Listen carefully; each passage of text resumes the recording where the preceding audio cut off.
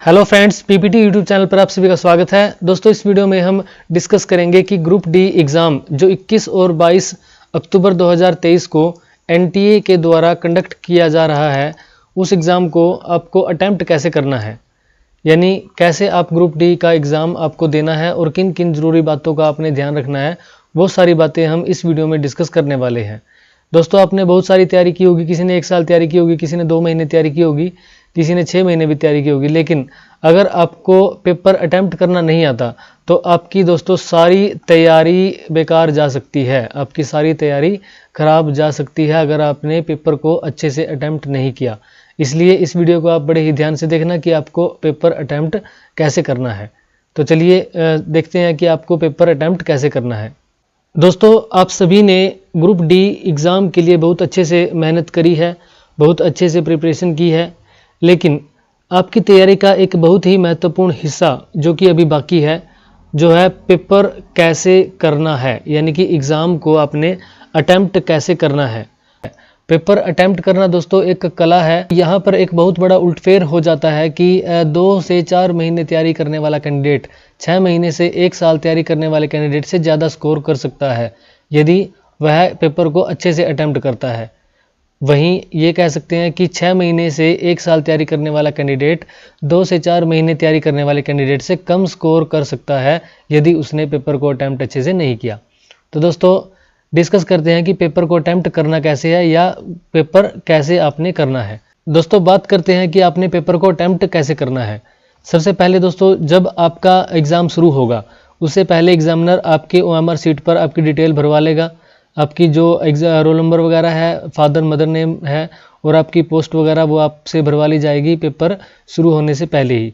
जैसे ही पेपर शुरू होने की बेल लगेगी तो आपने ओएमआर सीट को एक तरफ रख देना है। ओएमआर सीट को आपने हाथ नहीं लगाना, ओएमआर सीट को आपने एक तरफ रख लेना है और आपने फोकस करना है सबसे पहले अपने क्वेश्चन पेपर पर। क्वेश्चन पेपर को आपने उठाना है और पहले क्वेश्चन से लेकर आपने 100वें क्वेश्चन तक लगातार आपने सबसे पहले एक फास्ट अटैम्प्ट मारना है, जो कि आपका 30 मिनट के अंदर कंप्लीट हो जाना चाहिए। इससे आपके 5 मिनट ऊपर भी लग सकते हैं, 5 मिनट कम भी लग सकते हैं। आपने पहले क्वेश्चन से लेकर दूसरा, तीसरा, चौथा ऐसे करते हुए 100th क्वेश्चन तक, 100वें क्वेश्चन तक आपने जाना है। जो क्वेश्चन आपको आता है आपने उस क्वेश्चन को क्वेश्चन पेपर पे ही, जैसे आपका क्वेश्चन नंबर है 5, आपने उसके 4 ऑप्शन है, ठीक है, आपने क्या करना है, क्वेश्चन पेपर पे ही टिक कर लेना है कि इस क्वेश्चन का आंसर है बी। फिर है जैसे 6th क्वेश्चन है, उसमें 4 ऑप्शन है, उसका अगर आपका आंसर है सी तो उस पर आपने वहीं टिक कर लेना है। ऐसे करके आपने पहले से 100वें क्वेश्चन तक जाना है। आपको अगर कोई क्वेश्चन मुश्किल लग रहा है, आपसे वो क्वेश्चन 10 सेकंड के अंदर नहीं हो रहा या आपको उस पर 10 सेकंड से ज़्यादा समय लग रहा है, तो दोस्तों आपको वो क्वेश्चन छोड़ देना है और आपने उस क्वेश्चन के ऊपर ऐसे सर्कल कर लेना है। इसके बाद आपने क्या करना है, जब आप 100वें क्वेश्चन तक पहुंच जाते हो, मान लीजिए आपने पहले से 100वें क्वेश्चन तक 30 मिनट या 35 मिनट में एक अटैम्प्ट फास्ट मार लिया और आपने उसमें से 50 से 55 क्वेश्चन आपने कर लिए और कुछ क्वेश्चन है जो 40 से 45 क्वेश्चन जो आपके रह गए हैं उस पर आपने सर्कल कर रखा है ऐसे। तो क्या कीजिए, आप ओएमआर सीट को उठाओगे। फिर ओएमआर सीट को उठाने के बाद आप ये 50 से जो 55 क्वेश्चन है उनको आप ओएमआर सीट में सर्कल कर दो। ऐसे आपने क्या करना है, उसमें गोले भर देने हैं। जो इनके आंसर हो गए ना उनको आप ओएमआर सीट में गोले भर दो। गोले भरने के बाद आपने दोबारा ओएमआर सीट को रख देना एक तरफ। फिर आपने सेकंड अटैम्प्ट लेना है दोस्तों, क्वेश्चन पेपर पे फर्स्ट क्वेश्चन से लेकर, जैसे अगर आपका फर्स्ट क्वेश्चन हो रखा है तो आप उसको देखोगे नहीं, आपने जितने क्वेश्चन पे सर्कल कर रखा है, मान लीजिए आपके 40 से 45 क्वेश्चन ऐसे हैं जिन पे आपने ऐसे सर्कल कर रखा है कि इनको मैं बाद में देखूंगा। जिन पे आपने टिक कर रखा था, आंसर लगा रखे थे, उन्होंने उन क्वेश्चन को तो आपने भर दिया इसमें, वो हो गए आपके। लेकिन जिनके आपको आंसर नहीं मिले थे, जिन पे आपने आंसर टिक नहीं किए थे, उन पे आपने, जैसे आपका कोई 10th क्वेश्चन है और उसमें आपको आंसर नहीं मिला, या आपका ये मैथ का क्वेश्चन है जो लेंथी हो रहा था, ज़्यादा समय लग रहा था, या रीजनिंग का क्वेश्चन है जो ज़्यादा समय लग रहा था। मैथ या रीजनिंग के लिए आप 20 से 25 सेकंड दोस्तों लगा सकते हो पहले अटैम्प्ट में ही, और जीके का जो क्वेश्चन है उस पर आपने ज़्यादा से ज़्यादा 10 सेकंड ही देने हैं। अगर हो रहा है तो ठीक है, नहीं हो रहा तो आगे बढ़ो। मैथ या रीजनिंग का क्वेश्चन थोड़ा लेंथी होता है, थोड़ा करने में सोल्व करना पड़ता है, तो आप उस पर 20 से 25 सेकंड दे सकते हो। 20-25 सेकंड में अगर वो क्वेश्चन आपका सोल्व हो रहा है तो ठीक है, आप उसको टिक कीजिए कि ये हो गया। अगर आपसे 20 या 25 सेकंड में सोल्व नहीं हो रहा तो आप उसको ऐसे सर्कल करोगे और आगे बढ़ जाओगे। जैसे आपका 10th क्वेश्चन है, मान लीजिए रीजनिंग का था, ये आपसे सोल्व नहीं हुआ 20-25 सेकंड में, तो आपने इसको सर्कल कर लिया। या ये जीके का भी क्वेश्चन होता और आपसे 10 सेकंड में नहीं हो रहा तो आपने इसको ऐसे सर्कल कर लेना है और खाली छोड़ देना इसके ऑप्शन को, फिर नेक्स्ट करना है। अब देखिए दूसरा अटेम्प्ट जो होगा आपका, क्वेश्चन पेपर पे आपने जितने क्वेश्चन पे ऐसे सर्कल कर रखा है, ये वाला एक गोला तो इसमें भरने है, ये गोले की बात नहीं कर रहा मैं, आपने क्वेश्चन नंबर पे जो सर्कल कर रखा है कि ये क्वेश्चन मेरा बाकी है अभी, आपने उन सभी क्वेश्चन को देखना है सेकंड अटेम्प्ट में। और सेकंड अटेम्प्ट में आपने देना है समय 30 सेकंड एक क्वेश्चन को। अगर वो मैथ या रीजनिंग का है 30 से 40 सेकंड आप उसको दे सकते हो। अगर जीके का कोई क्वेश्चन है जो आपसे नहीं हो रहा और हिंदी या इंग्लिश का भी क्वेश्चन है, आप उसको फिर 15 से 20 सेकंड आप उसको दीजिए। आप उसको सोचिए ध्यान से, बड़े ध्यान से सोचिए, आपके दिमाग को आप स्ट्रेस नहीं लाना, अपने ठंडे दिमाग से आपने उसको सोचना है। और कहीं ना कहीं अगर आपको वो आता है और आप 50-50 में कंफ्यूज हो तो आपका दिमाग आपको आंसर ज़रूर देगा, ठीक है। उसके बाद अगर आपसे फिर भी नहीं हो रहा तो आप इसको दोबारा से क्या कीजिए, अगर आपने ये कर लिया है, जैसे 10th क्वेश्चन आपको कन्फ्यूजन थी और आपने इस पर सर्कल कर रखा था, लेकिन बाद में दूसरे अटेम्प्ट में आपने इसको कर लिया, तो उसके बाद आप इसको यहाँ से काट दो ऐसे, तो आपको क्या होगा, आपको पता लग जाएगा कि ये क्वेश्चन मैं कर चुका हूँ। तो सेकंड अटेम्प्ट में मान लीजिए फिर आपने 10 से 15 क्वेश्चन आपने फिर कर लिए, तो आप फिर OMR शीट को उठाओगे और इन 10 से 15 जो क्वेश्चन आपने किए हैं इनके सर्कल फिर आप यहाँ पे गोले भर दोगे OMR शीट के अंदर। गोले भरने के बाद फिर आप क्या करो, OMR शीट को फिर रख दो एक तरफ। फिर आपने थर्ड अटेम्प्ट लेना है। थर्ड अटेम्प्ट में आपने एक क्वेश्चन पे 40 से 45 सेकंड देनी है। अगर आपसे होता है तो ठीक है, नहीं होता है तो आपने क्या करना है थर्ड अटेम्प्ट पे, और आपको तब तक आपके पास 10 से 15 मिनट मुश्किल से टाइम बचा होगा दोस्तों। तो आपने क्या करना है, अगर आपको ये पता लग जाता है इतने में 2 अटेम्प्ट के बाद आपको पता लग जाता है कि ये क्वेश्चन मेरे को बिल्कुल नहीं आता, मान लीजिए कोई क्वेश्चन नंबर 35 है, ये आपको बिल्कुल भी नहीं आता, आपने ये क्वेश्चन कहीं पढ़ा ही नहीं है। अगर आपने कहीं पढ़ा ही नहीं है तो आपका दिमाग वो आंसर नहीं दे पाएगा, तो आपको पता लग जाएगा कि मैं ये नहीं कर पाऊंगा। तो दोस्तों अगर आगे पीछे से थोड़ी बहुत हेल्प मिलती है तो आप उसको ट्राई कर सकते हो, लेकिन अगर नहीं हेल्प मिल रही है तो आप उसको क्या करो, तुरंत OMR शीट को उठाओ और उसमें उसको कोई भी उसका बी या सी ऑप्शन में से कोई भी उसका आप फिल कर दो। यदि आप बी के साथ जा रहे हो तो जितने भी क्वेश्चन पे आप तुक्के मार रहे हो आप सभी पे बी के साथ चले जाओ, उसमें से ठीक होने के ज़्यादा चांस रह जाते हैं। अगर आप सोचोगे कि एक बी भर देता हूँ, एक सी भर देता हूँ, एक ए भर देता हूँ, एक फिर डी भर देता हूँ, तो उसमें आपके गलत होने के ज़्यादा चांस होते हैं।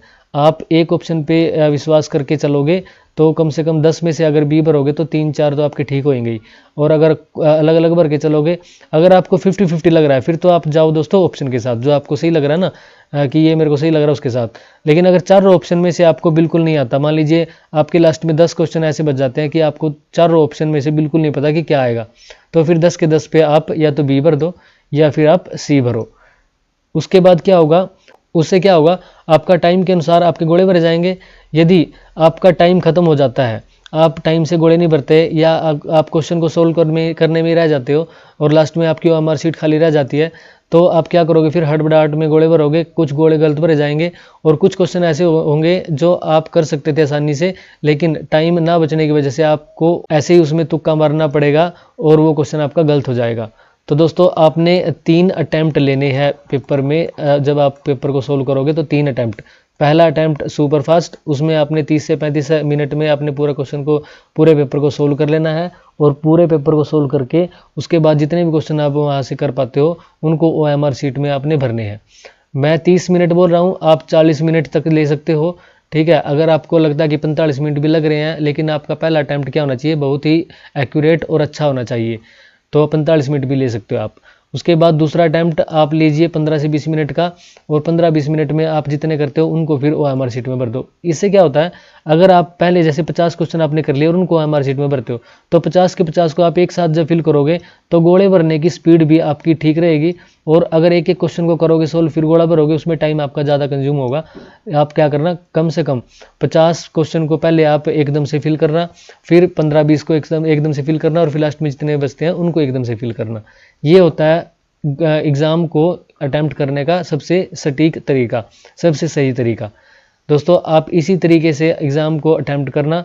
इसमें से कोई भी आपको यदि प्रॉब्लम है, कोई भी दिक्कत है, कोई डाउट है तो आप फिर मुझसे पूछ सकते हो। कहाँ पे? पेपर पास ट्रिक्स, ये टेलीग्राम चैनल है, यहाँ पे आप मुझसे कॉन्टैक्ट कर सकते हो। दोस्तों पेपर अटैम्प्ट करना एक कला है, इसके अलावा भी कुछ बातें हैं जो आपको ध्यान रखनी चाहिए। वो क्या क्या है? ज़रूरी बातें एग्जामिनेशन पॉइंट ऑफ व्यू से, कि अपना एडमिट कार्ड और आईडी प्रूफ आप तैयार रखें, परीक्षा केंद्र पर समय से पहुँचे, परीक्षा से पहले शरीर और दिमाग स्वस्थ अवस्था में रखें। दोस्तों बहुत ही इंपॉर्टेंट पॉइंट है। आप क्या करते हो? लास्ट तक रिवीजन करते रहते हो।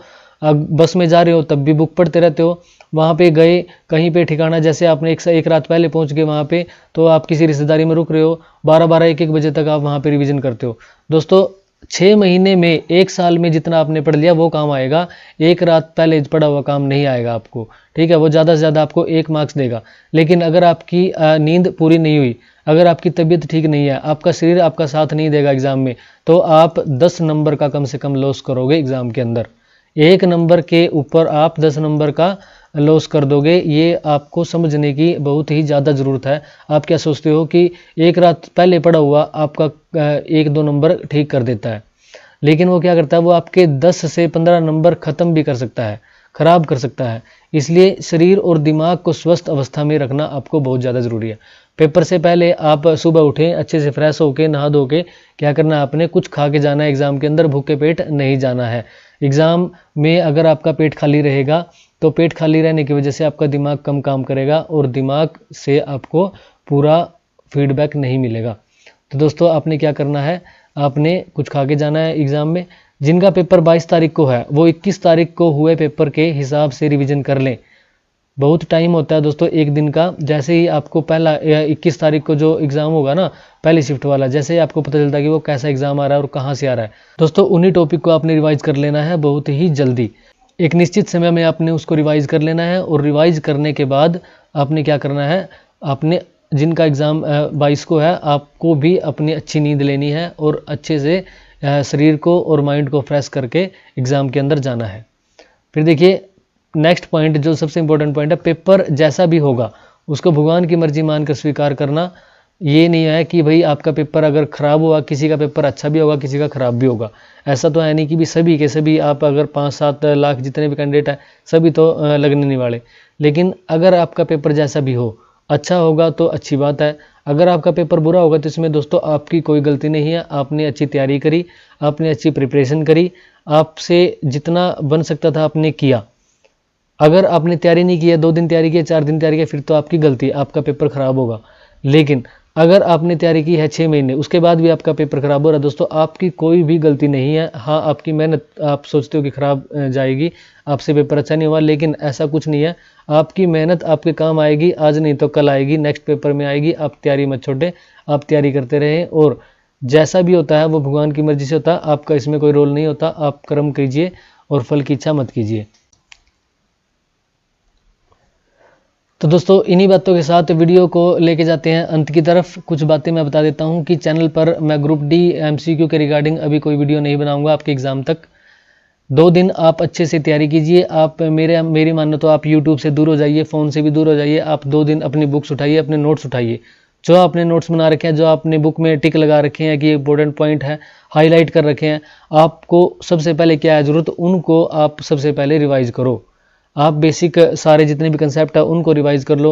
रीजनिंग और मैथ के फॉर्मूलों को आप एक बार देख कर आप उनको तो एक अलग से एक तरफ रख दो, उनको आप बार बार मत उठाओ। रीजनिंग मैथ क्या होता है, आपने तैयारी कर ली, आपने प्रैक्टिस कर ली, वो काफ़ी है।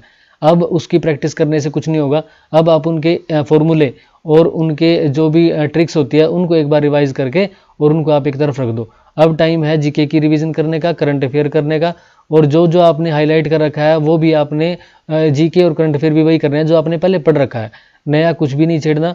वीडियो से दूर हो जाओ। जो ये वीडियो बना रहे हैं ना कि कमेंट करो, लाइक करो, कमेंट करते रहो, तो दोस्तों अब कमेंट करने का टाइम नहीं है। अब आप इनको बोल दो कि आराम से आप भी शांत हो जाओ, हमें शांति से तैयारी करने दो, और आप अपनी बुक्स से तैयारी करो, यूट्यूब से गायब हो जाओ।